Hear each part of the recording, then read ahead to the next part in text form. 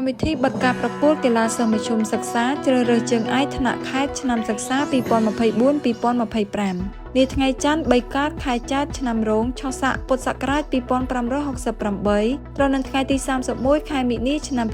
2025នៅកីឡាដ្ឋានខេត្តសៀមរាបមានការបិទកម្មវិធីការប្រកួតកីឡាមធ្យមសិក្សាជ្រើសរើសជើងឯកថ្នាក់ខេត្តប្រចាំឆ្នាំសិក្សា2024-2025ក្រោមអធិបតីភាពលោកសុកថុលអភិបាលរងនៃគណៈអភិបាលខេត្តនិងជាតំណាងដល់ខ្ពង់ខ្ពស់ឯកឧត្តមប្រាក់សុភ័ណ្ឌអភិបាលនៃគណៈអភិបាលខេត្តសៀមរាបលោកលីប៊ុនណាប្រធានមន្ត្រីអប់រំយុវជននិងកីឡាខេត្តសៀមរាបព្រមទាំងលោកអនុប្រធានមន្ត្រីលោកប្រធានអនុប្រធានការិយាល័យយុវជននិងកីឡានៃរដ្ឋបាលក្រុងស្រុកទូទាំងខេត្តឆ្លងតាមរយៈនៃការប្រកួតយ៉ាងសកម្មនិងសិទ្ធិស្វែងនៅលើទីលានប្រកួតកីឡាករកីឡាការិនីទាំង5ប្រភេទកីឡាអស់រយៈពេល7ថ្ងៃចាប់តាំងពីថ្ងៃទី25ដល់ថ្ងៃទី31ខែមិនិនាឆ្នាំ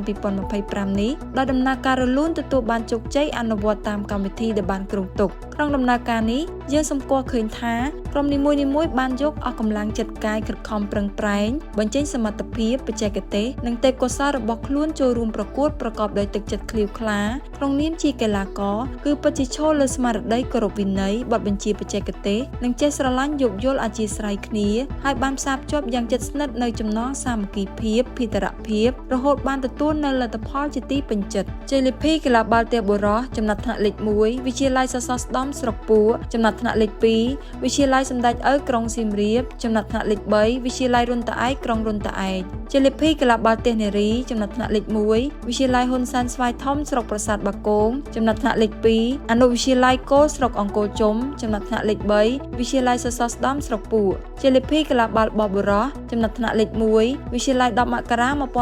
1979ក្រុងសៀមរាបចំណាត់ថ្នាក់លេខ2វិទ្យាល័យហ៊ុនសែនសៀមរាបក្រុងសៀមរាបចំណាត់ថ្នាក់លេខ3សាលាអន្តរជាតិ Smart Kids ក្រុងសៀមរាបជ័យលាភីកីឡាបាល់បោះនារីចំណាត់ថ្នាក់លេខ1វិទ្យាល័យ10មករា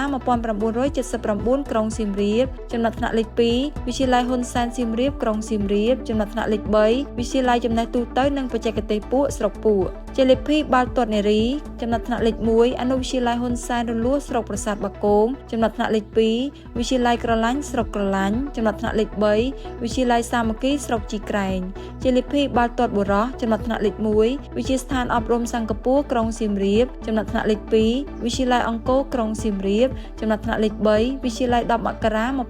1979ក្រុងសៀមរាបជ័យលាភីកីឡាអត្តពលកម្មបុរសនារីបានទៅលើវិញ្ញាសាលោតចម្ងាយបុរសចំណាត់ថ្នាក់លេខ1វិទ្យាល័យស្រុកជីក្រែងចំណាត់ថ្នាក់លេខ2វិទ្យាល័យ10មករា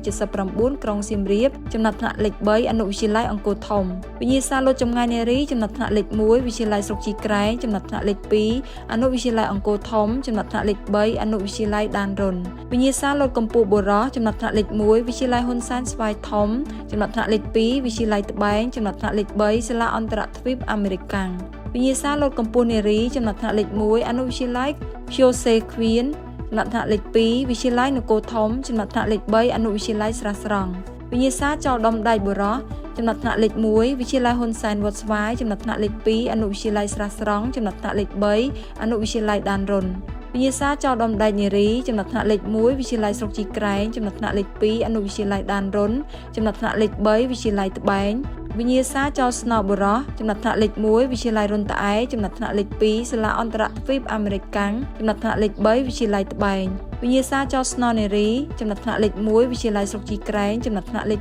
2វិទ្យាល័យរើលចំណាត់ថ្នាក់លេខ3វិទ្យាល័យត្បែងវិញ្ញាសារត់ល្បឿន100ម៉ែត្របុរសចំណាត់ថ្នាក់លេខ1អនុវិទ្យាល័យដនរុនចំណាត់ថ្នាក់លេខ2វិទ្យាល័យវរិនចំណាត់ថ្នាក់លេខ3វិទ្យាល័យហ៊ុនសែនស្វាយធំវិញ្ញាសារត់ល្បឿន100ម៉ែត្រនារីចំណាត់ថ្នាក់លេខ1វិទ្យាល័យស្រុកជីក្រែងចំណាត់ថ្នាក់លេខ2អនុវិទ្យាល័យអង្គរធំចំណាត់ថ្នាក់លេខ3អនុវិទ្យាល័យភីសេឃ្វៀនជ័យលាភីកីឡាប៊ូលនិងបេតង់បុរសនារីបានទៅលើវិញ្ញាសាវាយកពិន្ទុបុរសចំណាត់ថ្នាក់លេខ1អនុវិទ្យាល័យភីសេឃ្វៀនចំណាត់ថ្នាក់លេខ2វិទ្យាល័យបាយ័នចំណាត់ថ្នាក់លេខ3